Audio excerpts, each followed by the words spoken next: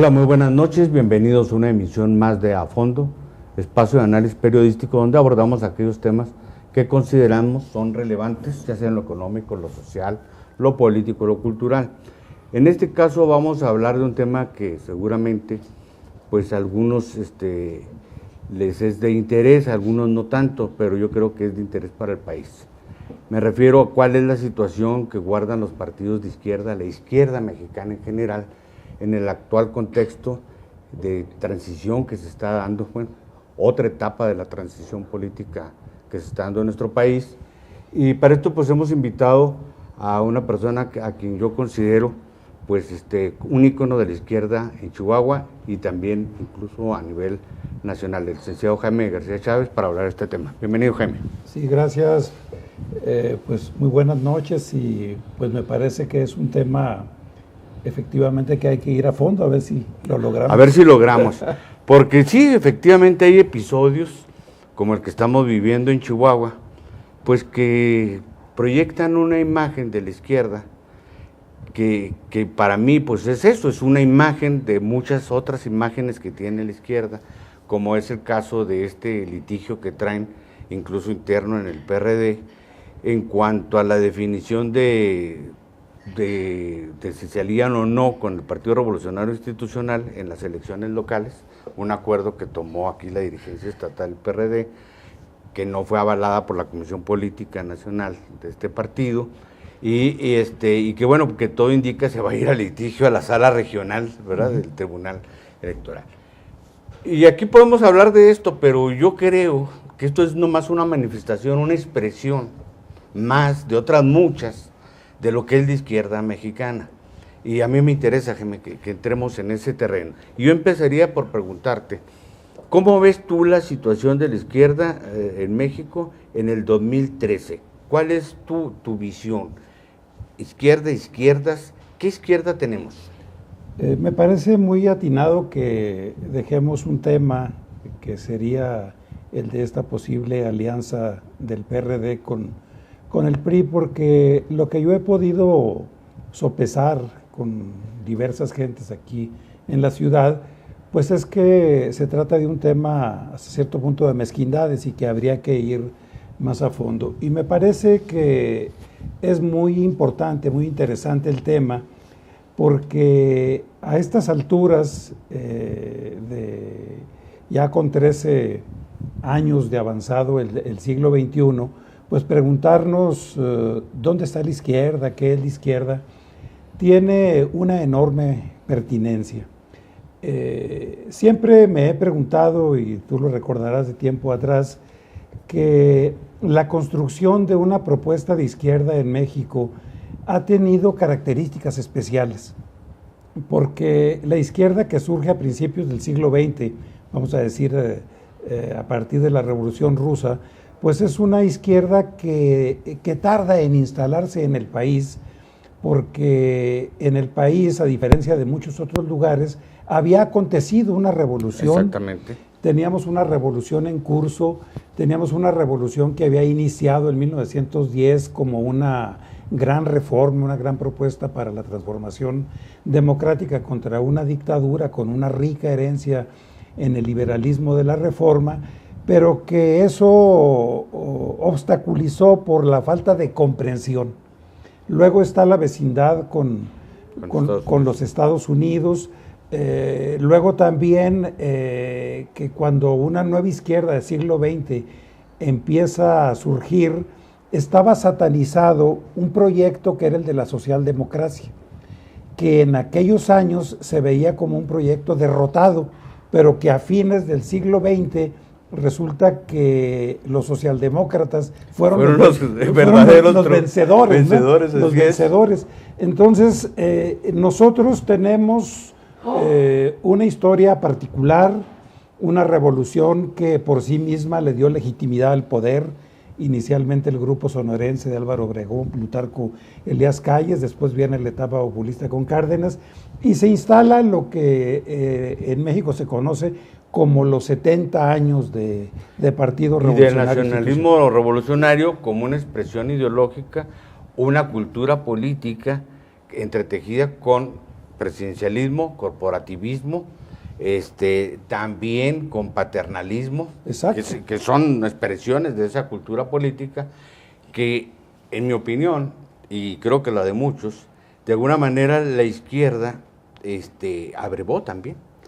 Mucho de su postura respecto al Estado mexicano en ese periodo que tú hablas, estoy hablando de la fundación del Partido Comunista Mexicano, de 1919 en adelante, incluyendo a Lombardo Toledano, con el Partido Popular Socialista, que eran entonces las dos expresiones de izquierda partidarias más fuertes, pues mucho estaba condicionado eso con la cultura soviética, con esa visión también del Estado como el gran demiurgo, como el gran transformador de las cosas, y entonces, pues, el reclamo siempre a la izquierda, al PRI, en sus distintas etapas, o a la Revolución Mexicana, fue que no se cumplieran las leyes, que el Estado no fuera a fondo en eso, y que fuera corrupto, ¿no? Eran básicamente las dos críticas. Sí, y una izquierda que, teniendo como telón de fondo el nacionalismo revolucionario, se debatía en aquella táctica de apoyar lo positivo y criticar lo negativo. Pero fue muy obvio que había un cáncer en este sistema, y era la ausencia de la democracia. O sea, la realización efectiva de elecciones con partidos, con proyectos abiertos a disposición de la misma ciudadanía y en competencia. O sea, realmente cuando Miguel Alemán asume el poder, pues empieza la larga etapa de hegemonía del PRI. Ahora, ese nacionalismo revolucionario, no debemos olvidarlo, se quiebra en la última etapa del gobierno de López Portillo, pero visiblemente en la etapa de Miguel de la Madrid y Carlos Salinas. Así es. Que es ahí donde encontramos la expresión de una, vamos a decir, una metáfora, una forma de expresar muy gráficamente las cosas. La teoría de la nuez. Este sistema lo vamos a romper desde adentro o lo vamos a romper desde afuera. Muchos intentamos romperlo desde afuera, pero realmente marca la ruptura histórica hacia el cambio democrático, la fundación de la corriente democrática encabezada por Cuauhtémoc Cárdenas y Porfirio Muñoz Ledo, en el sentido de que se terminó ese bloque que se llamaba la familia revolucionaria. Y entonces tú puedes ver que a partir de ahí surge una izquierda, que es la del PRD, que suma tres culturas, pero me parece que dos dominantes, y las dos dominantes son igualmente de origen autoritario: la corriente comunista y la corriente que venía del PRI. Ni una ni otra había tenido un compromiso serio con la democracia y con la libertad. Vamos a una pausa y regresamos con este tema, porque creo que ese es un eje a explorar. Juntos podemos hacerle frente a la delincuencia. Si sabes de algún delito que se esté cometiendo, llámanos al 089. Las llamadas son recibidas bajo un sistema inteligente que no identifica ni graba el número telefónico de quien la realiza, respetando tu anonimato. Llama desde teléfonos públicos, residenciales o celular. Por una cultura de la legalidad. Chihuahua vive. Gobierno del Estado. Pues mira, yo por ejemplo ahorita tengo una comida, ya llevo 1 hora de retraso. Ya quedé ahí poquito mal, hace mucho calor y súmale a eso que hay mucho tráfico y que algunas calles están cerradas. Pero viéndola bien, lo importante es que pronto vamos a tener un nuevo sistema de transporte y pues este nos va a beneficiar a todos.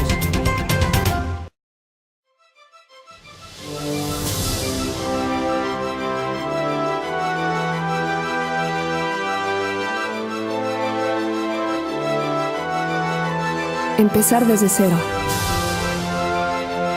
Crear. Prepararme para poder dar lo mejor de mí en todo momento.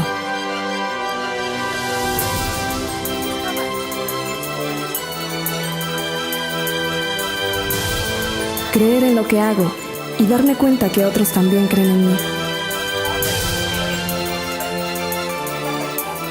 Hay cientos de cosas que me hacen sentir que voy bien.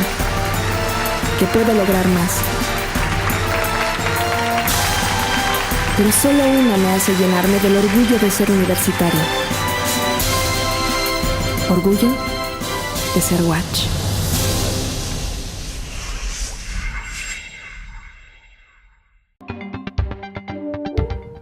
Estamos conversando con el licenciado Jaime García Chávez y haciendo una evaluación de cuál fue en este primer segmento, él hizo una evaluación de cuál es el desarrollo hacia grandes rasgos de la izquierda en México.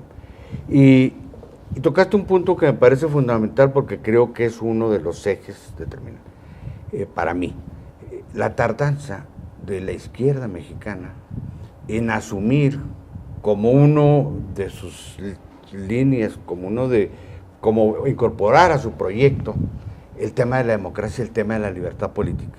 Porque antes sí, efectivamente, se abordó el tema de la igualdad social, se abordó incluso el punto de partida para definirse de izquierda, quién era más de izquierda, quién menos, quién era más radical en términos de la dictadura del proletariado o de la instauración del socialismo, de una sociedad igualitaria, de la repartición de los medios de producción, todas estas cosas que formaban parte de esa cultura muy arraigada. Para mí la izquierda empieza a despertar a estos problemas de la libertad, de la democracia, a planteárselos como problema, a partir de movimiento, primera fase, movimiento sindical, empieza a tener una expresión ahí de la lucha por la libertad sindical, con el movimiento de los maestros, de los ferrocarrileros, de los médicos, en toda la década de los 60. Pero es fundamentalmente a partir del 68, creo yo, que esto se plantea como un problema. Y tan es así que yo recuerdo que en esos años es cuando el tema de la libertad política, el PCM lo asume como bandera, ¿verdad? Y es que lo que va a propiciar un proceso de reforma política en el país importante. En efecto, muchos dan como punto de arranque del proceso transicional a la democracia el movimiento de 1968, porque de alguna manera se centró en el reclamo de las libertades democráticas. Así es. Y particularmente pues las que tienen que ver con la libertad de expresión, con la organización política. Y hace unos minutos me refería yo que también hubo una tercera izquierda que fue la que quería romper con el sistema. Vamos a decir 1965, la guerrilla chihuahuense y otros movimientos armados. Esa gente también de alguna manera se incorpora a esta izquierda que se agrupó en el PRD. Sin embargo, me parece muy pertinente tomar el tema desde este ángulo. El Partido Comunista Mexicano empezó a plantear el problema de la democracia como una meta. Incluso se propuso antes de 1968 una reforma electoral democrática. Los que estábamos en una posición más ultra de izquierda cuestionábamos eso. No a la partida, yo recuerdo. Como un reformismo, como algo que no nos iba a conducir a ninguna parte. Pero luego vienen dos momentos históricos. 2 de octubre, 10 de junio del 71, y como que la realidad dijo, por esa vía democrática no se pueden conseguir las grandes transformaciones que este país requiere. Sin embargo, las propuestas democráticas se fueron haciendo indispensables porque ya no teníamos una sociedad rural. La misma elección de 1976 de López Portillo, pues fue la de un candidato solitario que recorrió el país contra una candidatura simbólica que fue la de Valentín Campas. Entonces empieza a fines de la década de los 70 una reforma que fue la de que Reyes Heroles llamó la de los 100 pajaritos. O sea, hay que poner la jaula y meter a 100 parlamentarios ahí que estén hablando y platicando y tenemos vida para rato. Sin embargo, esa apertura y sobre todo, es algo complejo de explicar brevemente, pero un sistema electoral que disponga la representación proporcional va a generar un tercer o cuarto referente. Claro. Va a generar fuerzas. Entonces, nos despertamos un día con que partidos que nosotros habíamos considerado totalmente fallidos, como el PPS o el PAN, abanderaron al Frente Democrático Nacional, prestaron de alguna manera su signo. Su registro. Y a partir de ahí empieza una historia. Y esa historia creo que es otro momento de quiebre en la evolución de la izquierda mexicana. Te estás refiriendo evidentemente a la conformación del Frente Democrático Nacional, que se da a partir de la salida de Cuauhtémoc Cárdenas, Porfirio Muñoz Ledo, Ifigenia Navarrete, etcétera, y que también es una confluencia de renuncia de Eberto Castillo a la candidatura, que entonces él era candidato a la presidencia de la República por el PMS. Partido Mexicano Socialista. ¿Ya era el PMS? Sí, ¿verdad? El PMS. Ya era el PMS. Es el último partido. Es el último partido. Bueno, el caso es de que yo creo que ahí, en el 88, en la elección de 1988, contra Salinas, Cárdenas contra Salinas, la izquierda ve como viable por primera vez la vía electoral. Creo yo, ¿verdad? Al margen de todo este otro proceso, era más en términos de liberalización del sistema político, de modernización del sistema político, que de disputa por la vía electoral del poder. Por primera vez lo visualizan de ahí. Eso, ¿qué pasa en ese periodo del 80 al 2000? ¿Por qué la izquierda, que se constituye en ese momento como una alternativa para miles, millones de gentes, pierde sus banderas y en el 2000, la elección del 2000, quien arriba al poder es el Partido de Acción Nacional? ¿Cuál es tu análisis ahí? Bueno, mi análisis es que previo a 1988 se da este proceso de liberalización en la sociedad como una realidad. Así es. Y expresado en una pluralidad muy abigarrada. Ya no se sostenía que un solo partido pudiera expresar el consenso nacional.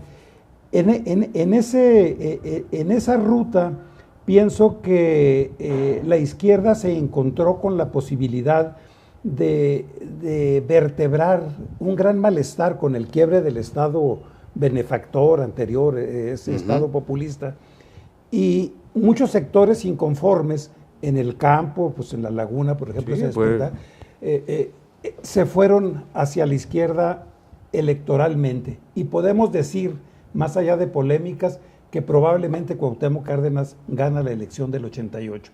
Y la izquierda ha hecho un desafío electoral en 3 ocasiones, 88, en 2006 y en la elección del año pasado. Del 2012. Del 2012. Y aquí me gustaría que abordáramos, que conversáramos sobre el tema de cómo la sociedad empieza a votar por partidos que no se merecen el voto.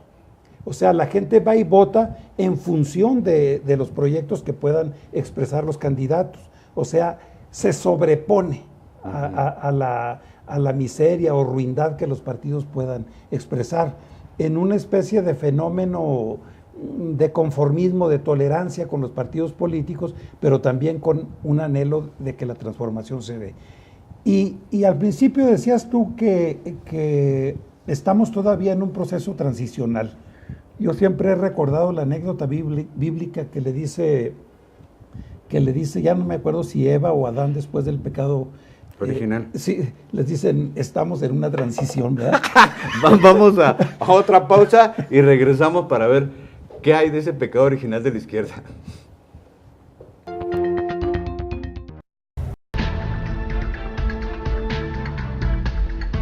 Lamentablemente, jugar con la vida de otros a muchos les parece gracioso, movilizando inútilmente las unidades, haciendo mal uso de los números de emergencia. El 066 puede salvarte la vida, no juegues con él.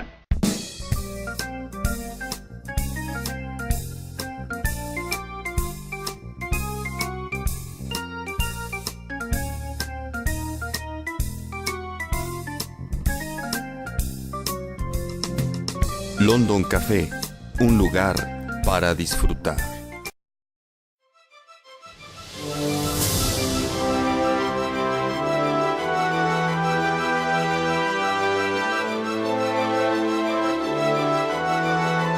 Empezar desde cero. Crear. Prepararme para poder dar lo mejor de mí en todo momento.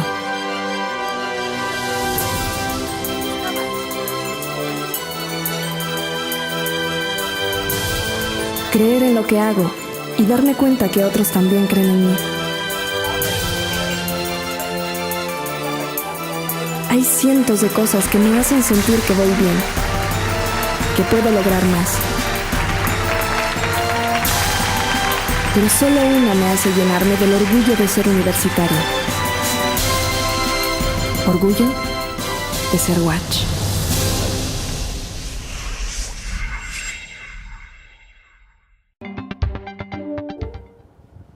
Gracias por continuar con nosotros. Estamos conversando acerca de la evolución de la izquierda en México como una fuerza política que en la actualidad yo creo que tiene una presencia que hace 20, 30 años nadie se imaginaba.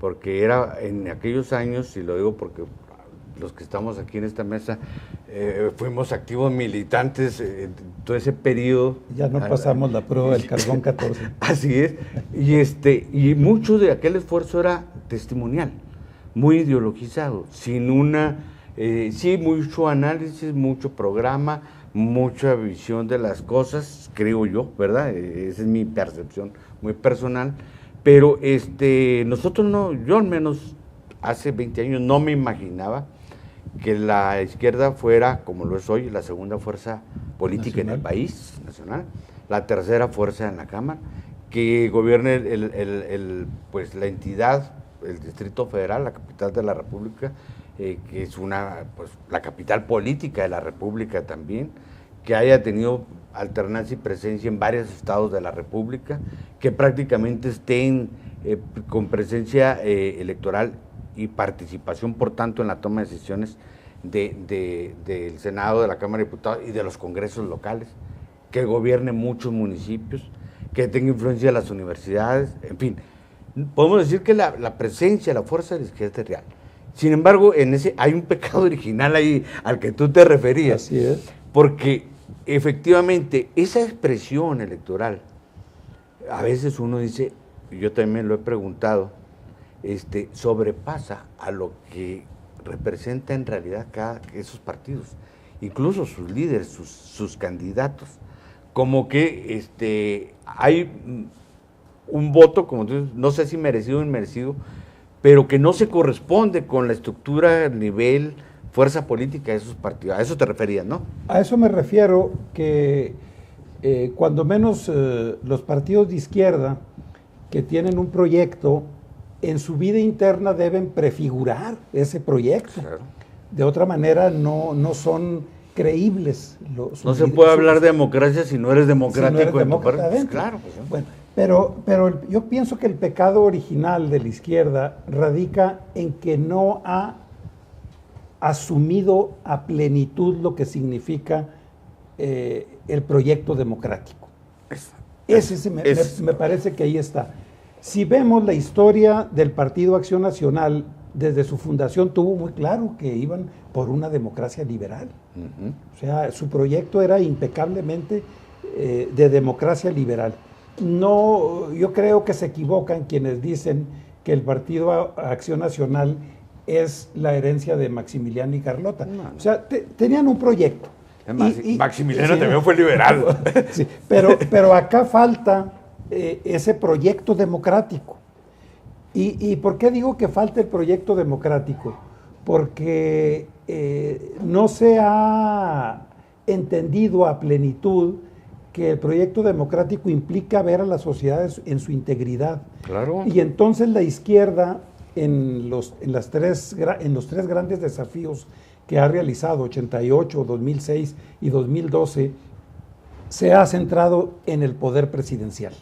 O sea, como que ganar la presidencia significa el cambio en este país. Fíjate que eso que estás señalando, yo creo que muchos lo han señalado, y yo lo he comentado aquí en entrevista incluso con Víctor Quintana, cuando lo entrevisté a propósito de la Fundación de Morena. Le decía, bueno, a mí me parece algo inexplicable que cada 6 años la izquierda se juegue su destino en un todo de nada, en un volado, de si se gana la presidencia de la República. Porque yo por eso tenía como punto de referencia de esta experiencia electoral del 88. Vieron esa posibilidad, pero no asumieron el proyecto democrático en su integralidad. Exacto. Lo vieron nada más como una ruta de acceso al poder, que esa es otra cosa muy distinta. Que pesa en la historia, pues. Que pesa en la historia y desde luego tiene expresión. Incluso, yo me atrevo a decir, voy a decir una barbaridad y se van a enojar algunos conmigo, pero yo digo que esa famosa disputa entre el PRD o entre López Obradoristas y los del PRD, los chuchos famosos, pues no hay mucha diferencia, ¿eh? No más que López Obrador está pensando en la presidencia de la República y los Bejarano y los chuchos están pensando en la Cámara de Diputados, en las posiciones plurinominales. Es eso. Pero están pensando en el puesto, están pensando en el arribo al poder. No es malo, pero dejando de lado este compromiso con la democracia. Sí, mira, Cuauhtémoc Cárdenas intenta 3 candidaturas presidenciales, López Obrador 2. Eso nos dice a todos que piensan que ganando la presidencia se van a venir una serie de cambios importantes, y entonces se ha descuidado lo esencial, hacer buenos gobiernos en Zacatecas, en Guerrero, donde se ha sido gobierno. O sea, eso se descuida. Michoacán, que se Michoacán, perdió. En los municipios que se han tenido la presencia en los mismos congresos. Entonces, yo voy a plantear una anécdota que corre. Dicen que en 2006, que Andrés Manuel ya consideraba que tenía la presidencia de la República, le fueron a expresar quiénes eran los diputados que iban a llegar, de mayoría y en las listas plurinominales. Entonces se dice que el que le estaba informando dice, te voy a dar la lista de los más inteligentes y preparados y capaces, y que López Obrador le dijo, no, por favor, a mí dame la lista de los obedientes. O sea, eso es muy grave en la medida en que se piensa que el Congreso es una oficina de sello de la presidencia, que por ahí va a ser el trámite de las grandes decisiones. Sí, porque ella se veía como presidente y demandaba una legislatura obediente. Así es. Entonces, creo que la democracia implica además algo muy importante, esencial, y está muy decantada ya la idea, que tú no puedes tener un guardadito para luego, si no ganas la elección, te vas, porque entonces no construyes una sociedad democrática. Y aquí, volviendo un poco y rápidamente al origen, bueno, pues esta izquierda estuvo peleada con la democracia desde el principio. Alrededor de 100 años estuvo peleada con el proyecto. Y creo que el futuro de la izquierda consiste en superar ese pecado original y decantar una idea de propuesta democrática en el plano estrictamente jurídico y político, para que sea el procesamiento de la construcción de los grandes acuerdos que este país requiere. Y fíjate, siguiendo esta línea de pensamiento que has planteado, esta idea de que a partir del poder se va a hacer la transformación, llevó, en mi opinión, a desperdiciar uno de los aportes más sustantivos de la izquierda, que era la propuesta política. Exacto. Porque, bueno, la izquierda de verdad, aún y cuando aún no se involucraba directamente en la vía democrática y en la lucha por la democracia, hizo aportes sustantivos para el cambio democrático en México. Por supuesto. Y mucho de eso en base a propuestas. Y creo que la izquierda, aunque incluso en la clandestinidad o no legalidad, pues tenía pensadores que eran de una gran lucidez y que proponían proyectos de nación. Y ahora yo no veo eso. No hay proyectos de nación. Yo pienso, volviendo a ese tema, de que la izquierda jugó un gran papel en la democratización de este país, sí. En la etapa de la dura crítica y la lucha al sistema autoritario. Pero a la hora de la verdad, de construir el procesamiento electoral para un consenso y salir adelante, es donde empieza el quiebre. Y muy rápidamente, ¿por qué gana Fox? Y aquí voy a recordar a Rosario Robles, que ahora trabaja para Peña Nieto. Ella dice, la izquierda se la pasó años y años y años quitándole los cimientos a la barda. Entonces llegó Vicente Fox, se recargó y la barda se cayó. Vamos a una pausa y regresamos de inmediato.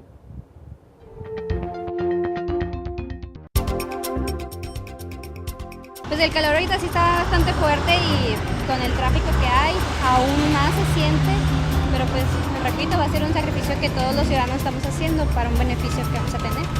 Obviamente toda ciudad debe estar modernizándose continuamente, no debemos de quedarnos estancados.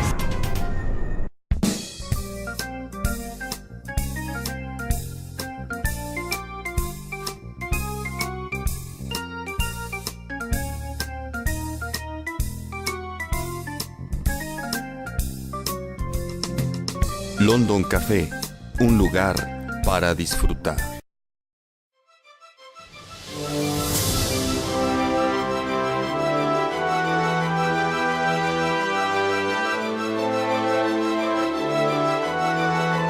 Empezar desde cero. Crear. Prepararme para poder dar lo mejor de mí en todo momento.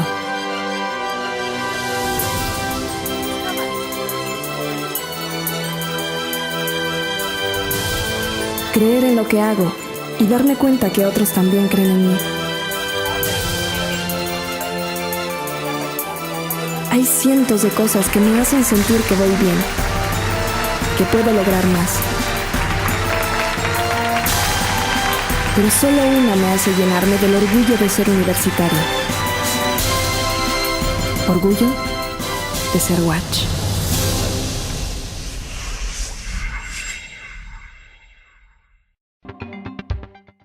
Gracias por continuar con nosotros. Estamos transmitiendo desde London Café, ubicado en Antonio Montes, 4318, justo enfrente de Fábricas de Francia. Les recuerdo, de martes a domingo hay buffet, desayunos, buffet, de 8:30 de la mañana a 12:30, precio muy módico, muy barato y con un buen menú.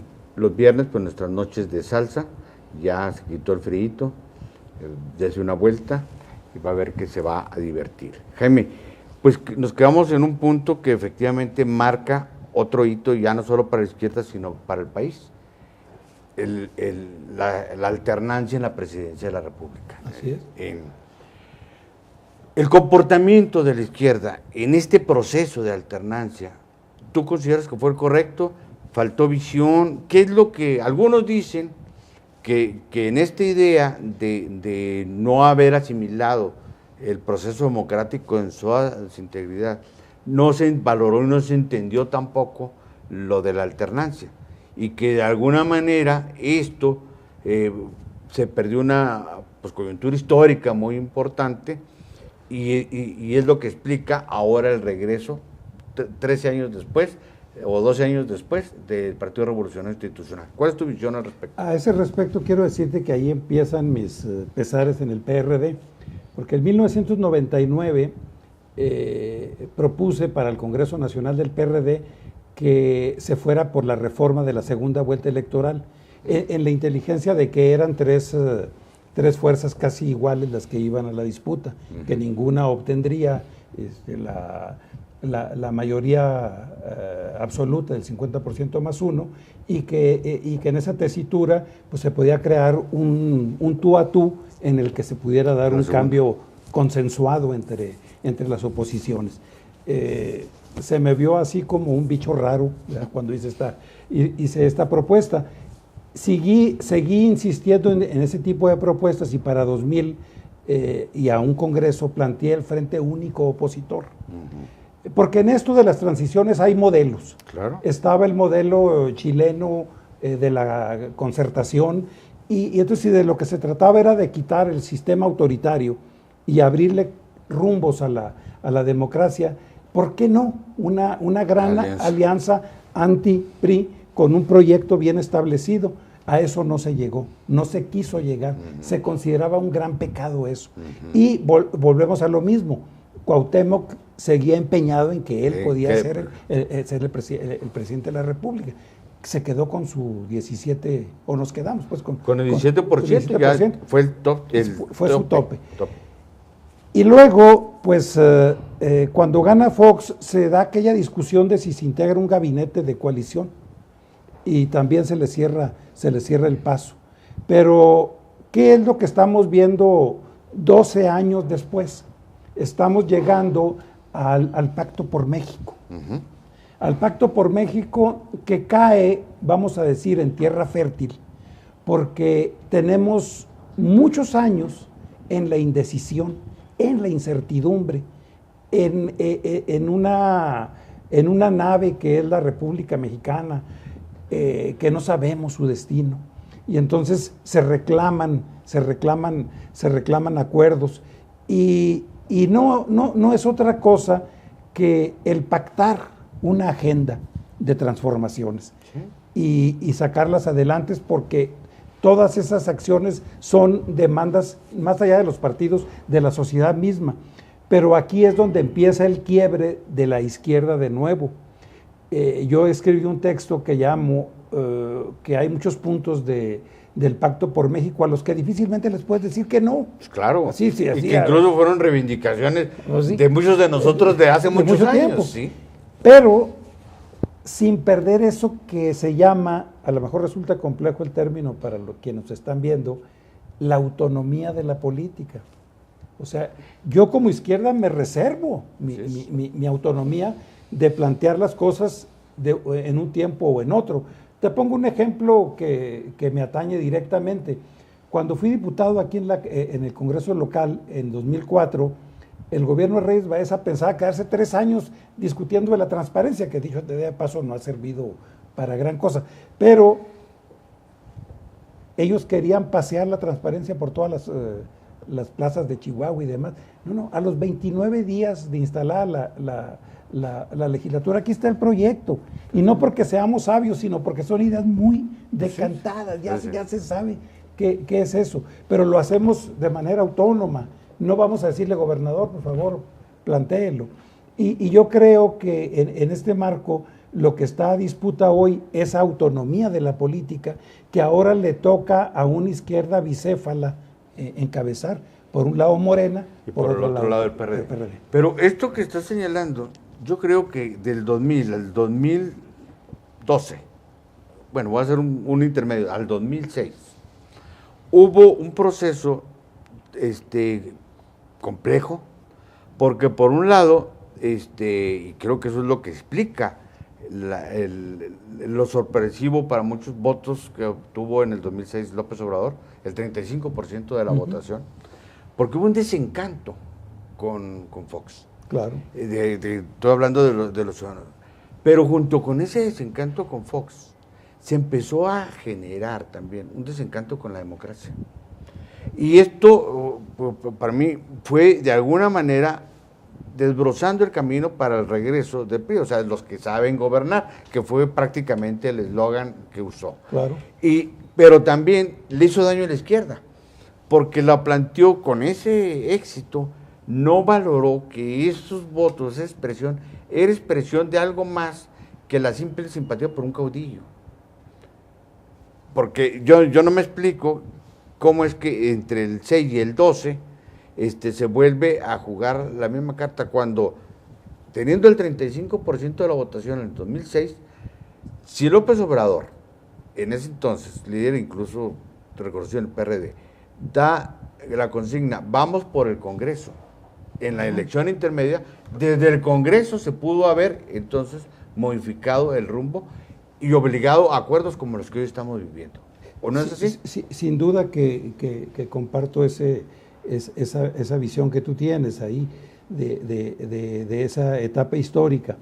En la etapa de Fox, que se inicia un nuevo equipo gobernante, lo que vemos es la pérdida de tiempo, la frivolidad, el no asumir el reto, el bono democrático que se tuvo. Podemos hablar de esos 6 años como 6 años perdidos, pero la vieja cultura petrificada fue matando a todo mundo. La izquierda empezó a hacer política exactamente al mismo estilo del PRI. También frívola y también y entonces lo que sigue es ganar una posición en el Congreso, tener tu secta, tener el control del partido, en lugar de seguir con esa autonomía de política, bregando en favor de un proyecto mucho más amplio y mucho más consistente. En este marco me parece que cuando el partido de izquierda se abandera por una figura caudillista, unipersonal, pues no genera el consenso atractivo para decidir por una amplia mayoría la elección, y ese ha sido también uno de los dramas. Pero por otro lado, me parece que también debiéramos abordar un tema. Con la democracia nos pasó que nos enamoramos del paradigma, de una democracia ideal. Para allá iba. Pero en la realidad la democracia no es tan ideal como la pensamos. Y quisiera decir esto, que en el examen de Latinoamérica de los procesos democráticos, no sé en este momento, pero hace 2 o 3 años, el barómetro decía que la sociedad prefería mejores niveles de bienestar, de equidad, aunque no hubiera democracia. Vamos con este tema, que es el otro eje fundamental, el problema de la igualdad, de la distribución del ingreso, que creo que es un tema, una línea importante a seguir. Juntos podemos hacerle frente a la delincuencia. Si sabes de algún delito que se esté cometiendo, llámanos al 089. Las llamadas son recibidas bajo un sistema inteligente que no identifica ni graba el número telefónico de quien la realiza, respetando tu anonimato. Llama desde teléfonos públicos, residenciales o celular. Por una cultura de la legalidad. Chihuahua vive. Gobierno del Estado.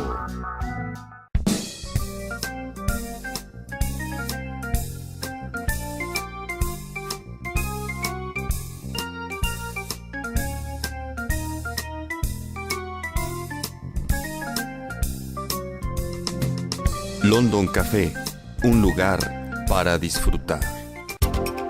Todo eso de las desviaciones, pues le afecta a uno mucho, porque pues llega uno tarde a su trabajo y luego pues con este solón que está haciendo. Ahora que entre el nuevo sistema de los camiones para beneficiarnos nosotros más, vamos a poder llegar más temprano a nuestros trabajos. Entramos al último segmento, ya hablamos de lo que ha sido la izquierda, lo que es la izquierda, y la pregunta lógica, natural es, bueno, pues ¿qué es izquierda? Es deseable, ¿verdad? Necesita este país en términos reales para avanzar, porque creo, y el propio Enrique Peña Nieto lo reconoce, se reconoce en el Pacto por México, México es un país plural, diverso, en las condiciones actuales desde 1997 quedó muy claro de que ninguna fuerza política puede gobernar por sí misma, que se demandan asumir esa pluralidad. Ahora, ¿en qué términos se asume? Bueno, la derecha lo asume desde una perspectiva, la izquierda desde otra, las posiciones del centro desde otra. Y tocaste un punto ahorita en el último parte de tu intervención en el segmento anterior que me parece fundamental.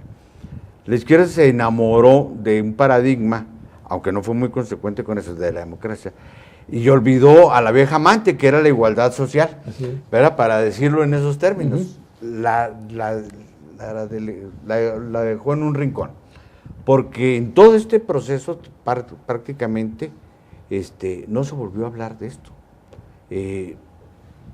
Incluso se empezaron a retomar, ¿sí?, visiones estatistas contra, por ejemplo, de las privatizaciones, pero no por una visión de justicia social o de qué efectos esto iba a tener en la economía y en la distribución del ingreso, sino un poco también retomando, estoy hablando en este caso de López Obrador en específico, la idea de que pues esto, si todo lo que afecta al Estado afecta a los mexicanos. Esa visión estatista todavía. Bueno, ¿qué izquierda en este contexto tú consideras es la que requiere México para que este proceso de transición, que yo insisto, sí se continúa, concluya felizmente? Sabemos que hay una gran polémica de qué es la izquierda, incluso la pertinencia de hablar de izquierda y derecha. Sí, yo estoy convencido de que los que sostienen, si está vigente la dicotomía izquierda-derecha, quien hace esta pregunta es porque no es de izquierda, sí, claro, es de derecha. Entonces, la izquierda se ha venido decantando en la definición de las grandes políticas redistributivas y antimonopólicas. Así, o sea, tiene que ver con la igualdad, con la distribución de la riqueza, con la distribución del ingreso. Pero eso, ¿cómo lo vamos a lograr? Haciéndonos del poder y imponiéndonos desde ahí o a través de procesamientos democráticos. Entonces tiene que ser a través de procesamientos democráticos. Voy a poner un ejemplo. Las transiciones exitosas, por ejemplo, la española desembocó en una constitución que todavía está vigente, la Constitución Política Española, vigente todavía. Se sometió a un referéndum y la sociedad española, que venía de una dictadura, la vota a favor. Hay un artículo de la Constitución Española que dice que España es un Estado social. Hoy lo gobierna una coalición de derechas, pero no puede ir en contra de ese precepto. Así y es. Entonces esto supone que tú vas generando el estatuto constitucional para que, más allá de quién está en el poder o quién no está, hay una serie de cosas que no se van a cambiar y que tienen que ver con las políticas antimonopolios. Y en este marco yo digo, por ejemplo, López Obrador, ¿por qué pierde en el 2006? Porque se niega a hablar con un sector del empresariado, de la pluralidad mexicana, ¿verdad? Lo cual corrigió en el 2012 de alguna manera, pero se me hace que tardíamente. Claro. Pero entonces, ¿qué mensaje está lanzando ya aquí en el plano de la democracia? No un discurso democrático, sino una política de adversarios. Voy a llegar y desde ahí te voy a aplastar, ¿verdad? Y la realidad es que eso ya no es posible, cuando menos para un ciclo muy largo. Tenemos el ejemplo venezolano y tenemos lo que sucede ahora, y me refiero muy brevemente. Yo veo en Morena un proyecto muy anclado en el pasado. Muy anclado en el pasado. Veo un PRD muy caído en corruptelas, amenazado de muerte. Pero cuando el sistema de partidos se agreda, como se está agrediendo en diversas partes del país y en México, se está agrediendo el corazón del régimen democrático. Así es. Y entonces eso es grave, porque vamos a abonar que este regreso del PRI nos encuentre en 3 o 6 años más desarmados totalmente. Y entonces la generación de la que formas parte tú, de la que formo yo, parte también, nos vamos a ver como esas mulas de noria dando vueltas y vueltas y vueltas en el mismo sitio sin movernos de ese lugar. Y fíjate que aparte de esto, hay otro elemento que no podemos dejar de lado, lo que está ocurriendo en el mundo. Porque yo percibo, si no vemos lo que está ocurriendo en Europa, claro, en las sociedades democráticas desarrolladas industrialmente, con avances tecnológicos, que están inmersos en una crisis social profundísima. Y hay una redefinición, y algunos hablan ya de que esto marca la etapa final de este periodo conocido como neoliberalismo y el inicio de una nueva relación mundial, tanto en términos de especulación financiera, que ya no son las transnacionales propiamente, sino los centros financieros los que controlan todo esto. En México pues no estamos viendo nada de esto. Yo, en la izquierda, yo no veo que ni siquiera haga una reflexión al respecto. Claro, y la más elemental es pensar que estamos frente a los mismos dilemas de los años 20, o llegan los rojos o llegan los fascistas negros, ¿no? Sí. Y entonces la izquierda ya no puede estar en ese sitio. Tiene que hacerse cargo de políticas muy bien definidas que le den un lugar al mercado, a la empresa, las grandes políticas sociales, la seguridad social, pero sobre todo el compromiso democrático. Duele decirlo, más bien les duele que uno diga esto. Un pensador de izquierda tan importante como François Furet dice: los Estados Unidos son exitosos porque han sido capaces de tener más de 200 años de democracia, ¿verdad? Claro. Nos guste o no nos guste, y pasaron por la guerra de secesión y salieron adelante con Lincoln, y del 29 salieron adelante con Roosevelt, y ahora están en medio de ciertos problemas, pero de todas maneras la gente participa y decide.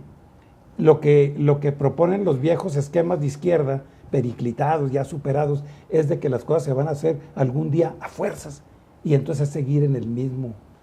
Que esa es otra cuestión que creo que yo así visualizo. Yo creo que la izquierda tiene que hacerse cargo de dos cuestiones. Una, de que la democracia no es un instrumento solo, ¿verdad? O sea, porque muchos lo ven nada más como un instrumento para otra cosa. Yo creo que es parte del proyecto de nación, una parte fundamental del proyecto de nación. Y el otro, que la igualdad social, en esos términos de igualdad social, es otro aspecto, porque hay como lo dijiste muy claramente, en un país donde casi el 50% de la población está en situación de pobreza, pues no es muy atractivo el discurso democrático, efectivamente, incluso se corre el riesgo de que pues anide ahí el nido de la serpiente, ¿verdad? Y haya regresiones autoritarias. Claro, por supuesto. Fuerte. Esto es una posibilidad. Jaime, en lo que ves de aquí a la elección intermedia, ¿crees que puede haber una recomposición del mapa político, del sistema? Y no hablo solo de la izquierda, porque yo coincido contigo, hay una crisis de partidos, PAN, PRD, Morena, todos están en el primismo, todos están en crisis. ¿Crees que esto se puede estabilizar para el 2015 en las elecciones intermedias? Si tuviese que contestar hoy por hoy, creo que no se ven buenas perspectivas. No se ven buenas perspectivas. El gobierno de Peña Nieto, yo obviamente no simpatizo de él, pero ha sido exitoso en el entramado, ¿verdad?, de lo que está haciendo hasta este momento. Si bien es cierto, estamos en etapa de pre-reformas. ¿Para qué va a servir lo de medios? ¿Para qué va a servir que el Bester Gordillo esté en la cárcel? Va a llegar la democracia sindical ya verdadera en el conjunto de la autonomía que le corresponde a los actores de la producción, en la distribución del ingreso, sí o no. Yo veo que si hay empecinamiento de uno y otro porque están primando los intereses, pues si una izquierda unida es capaz de tener el 30 y tantos por ciento, el 35%, dividida, va a continuar con el 35-40, pero va a ser 20 y 20 o 25 y 15. Y entonces sale adelante el proyecto diferente. Porque esa izquierda, vamos a decir, la perredista actual, que anda buscando incluso la alianza con el PRI, seguirá buscando sus espacios de control. Y si Morena sigue en ese providencialismo caudillista en el que está, pues se va a estancar. Y yo creo que hay una cosa que es importantísima para quien nos esté escuchando. Este país, México, necesita de una izquierda avanzada, vertebrada, que vuelva con un espíritu solidario, societario, que se haga cargo de lo público, de lo colectivo. De lo contrario, pues no.